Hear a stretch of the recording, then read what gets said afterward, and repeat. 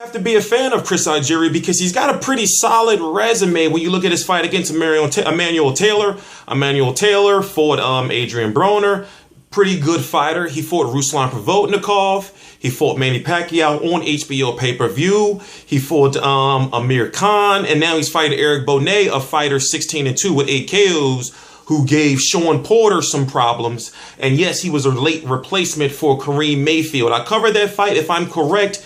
He was like a 1 week replacement or something like that for Kareem Mayfield. But anyway, I'm T Street Controversy. This is T Street Controversy Live. 16-2 with 8 KOs. Erick Bonet weighed in at 145.8. Chris Algieri also 145.8, 20-2 with 8 KOs. And this is one of those fights where Chris Algieri is supposed to look good in. It's supposed to be a fight where he's supposed to get a win. Remember, he's lost his last 2 fights, and then the fight before that with Ruslan Provodnikov was one of those fights that realistically could have went either way. Chris Algieri won, but you know, the cards could have been different depending on location or whatever the case may have been. So Chris Algieri is, put it this way, Chris Algieri can give a lot of guys problems at 147 pounds, but I don't know who he can really beat at 147 pounds. Now, he's training with a good, solid boxing trainer who trains also Sergey Kovalev, John David Jackson, and Brian Jennings. So he's a pretty hot trainer right now.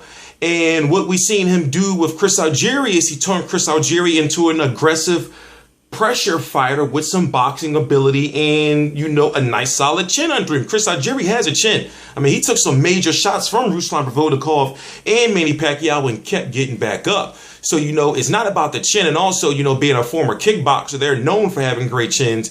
But Chris Algieri can really box, and I'm interested to see what he does against this Erick Bonet guy. And I'm interested to see if this Bonet guy is just like that little bit of success he had against Sean Porter.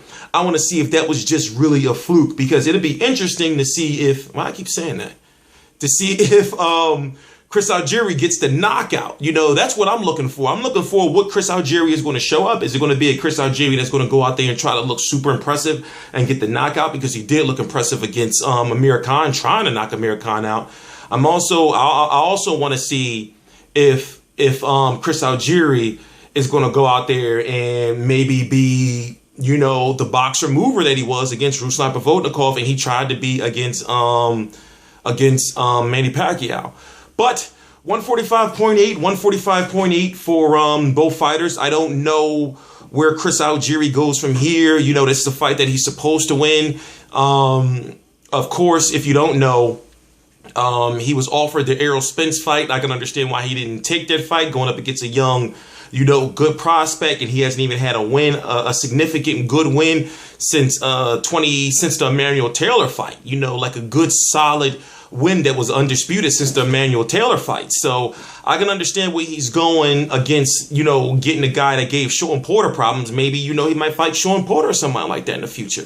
You know, we don't know, but we really don't know realistically who Chris Algieri really is. I'm interested to see what guy shows up.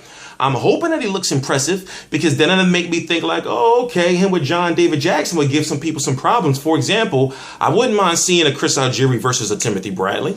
I'm just saying, just throwing some fights out there. I'm T Street Controversy. This is T Street Controversy Live. I cover every single major fight live. Please subscribe.